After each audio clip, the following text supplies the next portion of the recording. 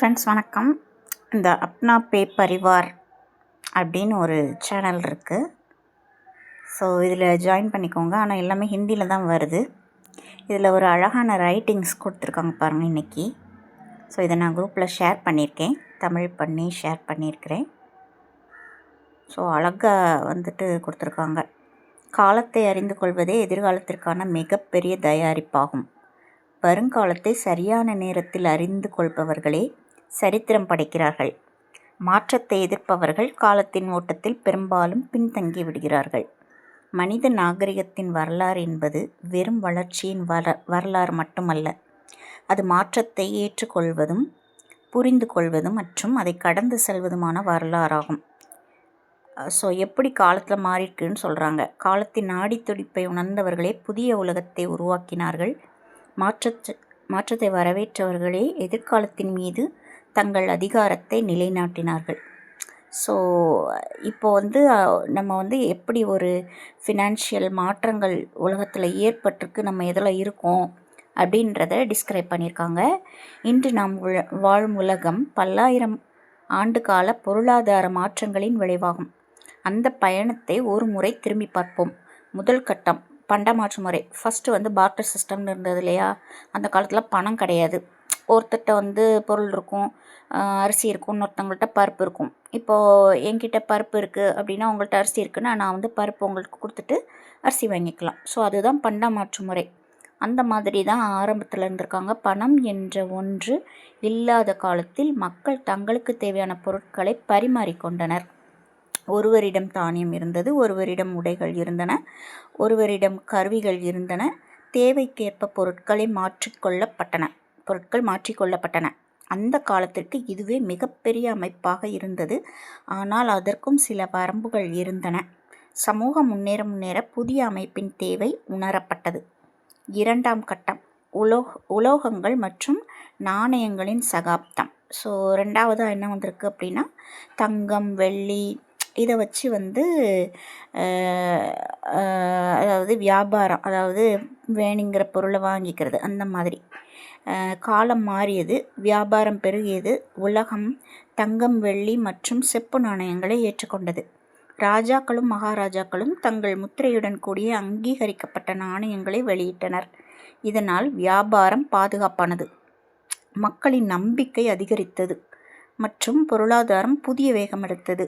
யார் நாணயங்களின் சகாப்தத்தை ஏற்றுக்கொண்டார்களோ அவர்களே வியாபாரத்தில் முன்னேறினார்கள். சரியா? ஸோ அந்தந்த காலத்தில் என்ன வந்துச்சோ அதை அக்செப்ட் பண்ணிவிட்டு அவங்க முன்னேறியிருக்காங்க. சரியா? மூன்றாம் கட்டம் காகித பணத்தின் காலம். கனமான நாணயங்களை சுமந்து செல்வது கடினமாக இருந்தது. அப்போது வங்கிகளில் பணம் சேமிக்கப்பட்டு அதற்கு பதிலாக வழங்கப்பட்ட ரசீதுகள் படிப்படியாக காகித நோட்டுகளாக மாறின. இந்த மாற்றமே ஒட்டுமொத்த உலகின் பொருளாதார அமைப்பையும் மாற்றியது. இன்று இந்தியாவில் நாணய அமைப்பின் பொறுப்பை இந்திய ரிசர்வ் வங்கி ஏற்று நடத்துகிறது. ஸோ அந்த காலத்தில் என்ன பண்ணியிருக்காங்க, அப்புறம் கோல்டு இதெல்லாம் கவர்மெண்ட் எவ்வளோ கோல்டு வச்சுருக்காங்களோ அதுக்கு தக்க ரசீது கொடுத்துருக்காங்க. அதுக்கப்புறம் அது காகித நோட்டாக மாறியிருக்கு. அதுதான் இந்த ஆர்பிஐ இப்போ நம்மளுக்கு ருப்பீஸ் பண்ணுறாங்களோ அது. அதுக்கப்புறம் பிளாஸ்டிக் பணம், அதாவது என்ன வந்திருக்கு, இப்போ ருப்பீஸை பிளாஸ்டிக்காக மாற்றுறாங்க. அது இல்லாமல் card system, debit card, credit card அது வச்சுருந்தாலே போதும் இல்லையா? அந்த மாதிரி மாறிடுச்சு. தொழில்நுட்பம் மீண்டும் ஒரு திருப்பு முனையை சந்தித்தது. மக்கள் தங்கள் பாக்கெட்டுகளில் பணத்தை வைத்திருப்பதற்கு பதிலாக டெபிட் கார்டுகள் மற்றும் கிரெடிட் கார்டுகளை ஏற்றுக்கொண்டனர். பிஓஎஸ் இயந்திரங்களும் ஸ்வைப் அமைப்புகளும் பணம் செலுத்துவதை முன்னெப்போதையும் விட எளிதாக்கின. ஸோ ரொம்ப ஈஸியாக டிரான்சாக்ஷன் ஆகிட்டுருக்கு. பணத்தின் இடத்தை கார்டுகள் பிடித்து கொண்டன. ஐந்தாம் கட்டம் டிஜிட்டல் புரட்சி மற்றும் யூபிஐயின் சகாப்தம். பிறகு ஒட்டுமொத்த உலகின் சிந்தனையும் மாற்றிய காலம் வந்தது. இணைய வங்கி, அதாவது இன்டர்நெட் பேங்கிங் வந்திருக்கு, மொபைல் வேலெட் வந்திருக்குது, நெஃப்ட் வந்தாச்சு, ஆர்டிஜிஎஸ் இதெல்லாம் இந்த காலத்தில் வந்துருச்சு. இப்போ யூபிஐ வந்தாச்சு. அதுக்கப்புறம் கியூஆர் கோடு. இன்று கியூஆர் கோடை ஸ்கேன் செய்வதன் மூலம் சில வினாடிகளிலேயே பணம் செலுத்தப்படுகிறது. இன்றைய அடையாளம் இதுதான். வேகமான payment, smart payment, digital payment. இதுவே நவீன இந்தியாவின் பொருளாதார புரட்சி. சரியா? ஸோ இப்போது மிகப்பெரிய கேள்வி, நாம் இந்த மாற்றத்துடன் பயணிக்கிறோமா அல்லது இன்னும் பழைய கால சிந்தனையிலேயே நின்று கொண்டிருக்கிறோமா? உலகம் இப்போது டிஜிட்டலாக மட்டும் இல்லை, உலகம் இப்போது ஃபின்டெக், அதாவது ஃபினான்ஷியல் டெக்னாலஜி அதுக்கு வந்துருச்சு. அதாவது ஃபினான்ஷியலும் டெக்னாலஜியும் கலந்து சகாப்தத்திற்குள் நுழைந்து விட்டது. வரும் காலத்தில் வங்கி சேவைகள், பேமெண்ட், முதலீடு, காப்பீடு, shopping, ticket booking, bill payment என நூற்றுக்கணக்கான நிதி சேவைகள் ஒரே தளத்தில் கிடைக்கும். இப்போ பார்த்திங்கன்னா ஒவ்வொன்றுத்துக்கும் ஒவ்வொன்று இருக்கும். அமேசானில் கடை ஷாப்பிங் பண்ணுவோம், இஎம்ஐ ஒரு இதில் பண்ணுவோம், இந்த மாதிரி ஒவ்வொன்றும் இருக்கு இல்லையா, இதெல்லாம் ஒரே இதில் வருது. இன்று இந்த மாற்றத்தை புரிந்து கொண்டு அதை தங்கள் தொழில் வாழ்க்கையின் கேரியர் ஒரு பகுதியாக ஆக்கிக்கொள்பவர்களே நாளை புதிய பொருளாதாரத்தின் தலைவர்களாக மாறுவார்கள். இந்த சிந்தனையுடன் தான் அப்னா பே முன்னேறி செல்கிறது. அப்னா பே வெறும் ஒரு பேமெண்ட் செயலியாக மட்டும் இருக்க வேண்டும் என்று நினைக்கவில்லை. இதுதான் இங்கே நம்ம புரிஞ்சிக்க வேண்டியது. நாட் ஒன்லி ஃபார் பேமெண்ட்டோ பேங்க்கோ மட்டும் கிடையாது, சரிங்களா? இதில் எல்லா விஷயங்களும் வருது. இன்று நாம் பல வெவ்வேறு செயலிகளை பயன்படுத்த வேண்டியிருக்கும். பெரும்பாலான நிதி சேவைகளை எதிர்காலத்தில் ஒரே தளத்தில் வழங்கும் ஒரு மல்டி யூட்டிலிட்டி பேங்கிங் வேலட், பார்த்தீங்களா? ஸோ சாதாரண வேலெட்டில் பேங்கிங் வேலெட்டை உருவாக்குவதே இதன் தொலைநோக்கு பார்வையாகும். இப்போ நீங்கள் ஒரு பேங்க்கில் அக்கௌண்ட் வச்சுருப்பீங்க, ஒரு ஷாப்பிங் பண்ணுறீங்க மீஷோவில் அல்லது வேறு எது ஃப்ளிப்கார்ட்டு, அமேசான் எதுலேயோ ஷாப்பிங் பண்ணுறீங்கன்னா கூகுள் பே வழியாக நீங்கள் பேமெண்ட் பண்ணுறீங்க. இங்கே அப்படி கிடையாது. நம்ம இந்த பேங்க்லேயே ருப்பீஸ் வச்சுருக்குறோம், அப்னா பே பேங்கிங் வேலெட்லேயே ருப்பீஸ் வச்சுருக்குறோம், இதுலேயே நம்ம பர்ச்சேஸ் பண்ணுறோம். அதுக்கான ஒரு வருமானத்தையும் அவங்க கொடுக்குறாங்க. அதுதான் இங்கே ஒரு பெரிய விஷயம். இது வெறும் தொழில்நுட்பம் பற்றியது மட்டுமல்ல, இது வருங்கால இந்தியாவின் சிந்தனை.